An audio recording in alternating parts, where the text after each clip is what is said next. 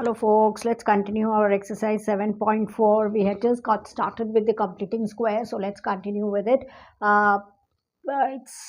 We were looking at b and add and subtract b squared. That's the formula that we have got it into our mind. So let's go to this problem. I don't know for what reason they have factorized and put it here, so we have to get it as a quadratic first, then complete squares and so on. So let's consider it separately, work with it, and then get back to the integral. Let's call x minus 1 times x minus 2. Let's open and make it first a quadratic. They have given it as a factor.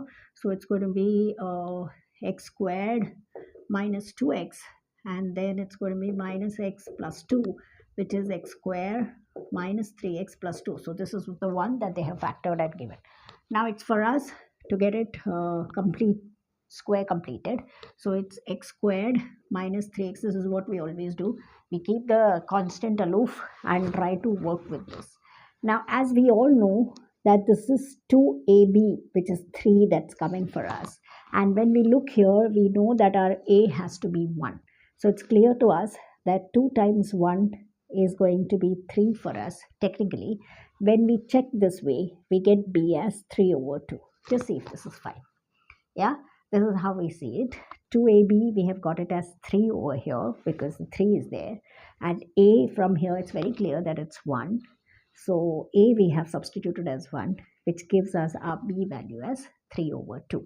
So we know that once we get the b, our task next is to add and subtract b squared. So b squared means it is 3 over 2 the whole squared. Add here and subtract here. Generally we do that, like we'll add with the number and subtract with the constant. Or if subtraction, like for example, sometimes when the bracket is there, you will be actually doing subtraction and then adding at the other place, whatever it is.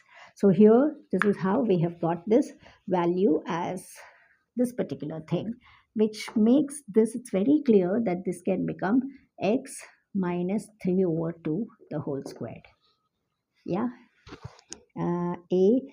a squared minus 2ab plus b squared. Here, of course, this will become 2 minus 9 over 4. So when we simplify this times 4 times 4, it's going to be 8 minus 9 over 4. 8 minus 9 over 4, which is minus 1 over 4. And here, of course, this is x minus 3 over 2, the whole square. Okay, let's we have to get it in the proper form. So this is as good as writing x minus 3 over 2 the whole squared minus 1 over 2 the whole squared. So that's how it's working up like. So I think at this stage, let's make it all equal with the fraction part, and then let's work it out that way. So this will be 1 times 2 times 2, so that this will be 2x minus 3 the whole square over 2 squared, and this will be 1 squared over 2 squared. So like that, when we work with this, it will be 1 over 4 times 2x minus 3 the whole squared minus 1 squared. Yeah, so I think we are good to go to the I.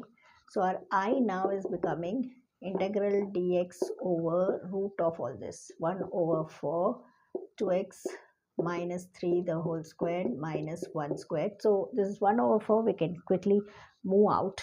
So it's going to be 1 over 2 when it comes out of the root, and 1 over 2, so it can easily become 2 here. So it's becoming 2 integral of dx over 2x minus 3. Why this has come? Because we're pulling the 1 over 4 outside.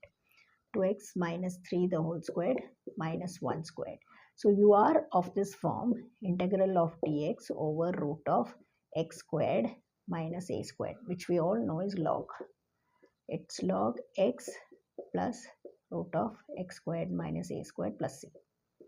So let's make that substitution here. It is going to be 2 log modulus x for us is 2x minus 3, and the expression, the given expression, x minus 1 times x minus 2 plus c. Let's account for the integral coefficient, which is 2. So that way you get log of 2x minus 3 plus root of x minus 1 times x minus 2 plus c. That's our problem number 30.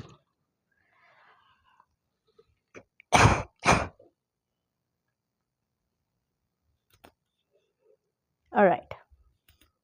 Once we are done with that, we can move to the 14th problem, which says that, let's see what it says. It says that I is integral of dx over, let's see what it has in store for us, root of 8 plus 3x minus x squared.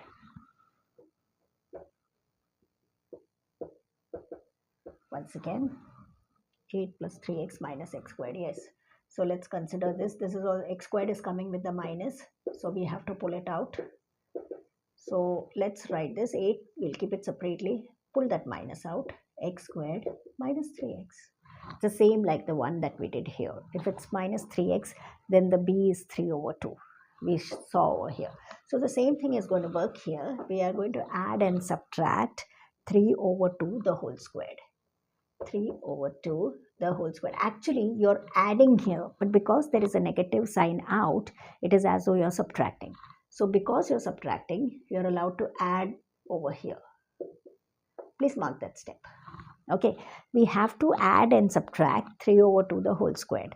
There is a minus sign outside. So though you are adding 3 over 2 the whole squared here, it's actually as though you're subtracting it. So because you're subtracting it, you're allowed to add this over here. We did it in one of the previous problems also. So that's what's happening. So what happens here is you're left with 8 plus 9 over 4. And this is going to be x minus 3 over 2 the whole squared. So this is going to work when you equalize, times 4 times 4. So 32. So it's going to be 41 over 4. And this also let's equalize, 2x minus 3 whole squared over 4. This is root 41 the whole squared. So when you look at your, or in fact you can call it as 1 over 4 going out, because we will be taking it outside the root. It will be coming like 1 over 4, where is it, root of 41 squared, sorry, root of 41 the whole squared minus 2x minus 3 the whole squared. So you look at your I. Your I is going to be integral of dx over root of 1 over 4 root of 41 the whole squared minus 2x minus 3 the whole squared. So it's very clear to us that, I'll try to screw this over here, that this is of the type integral dx over root of a squared minus x squared. So a squared minus x squared means it is sine inverse of x over a plus c. So let's take this 1 over 2 first out. So this 1 over, it's root of 1 over 4. So it becomes 1 over 2 in the denominator. So that is as good as saying 2 in the numerator. And this we have learned that this is sine inverse of x, which is 2x minus 3. And over a is root 41, but we have to account for the integral coefficient, which is 2. So basically it's going to work as sine inverse of 2x minus 3 over root 41 plus c. So sine inverse of 2x minus 3 over root 41 plus c. The 2's have comfortably got cancelled. That's all. So that's how we finished the problem number 14. Here also there is a negative x squared. So there you have to be a little careful about addition and subtraction of the b squared that you do. Be careful that you are actually adding, but net effect you are subtracting. So therefore you are allowed to add in the other place, and so on. And this is how it's going to work for you. That's our problem number 14, and that's all for what we do. Now, with more videos, let's meet in the next session. And as I always tell, please popularize the channel and spread a word. Thank you.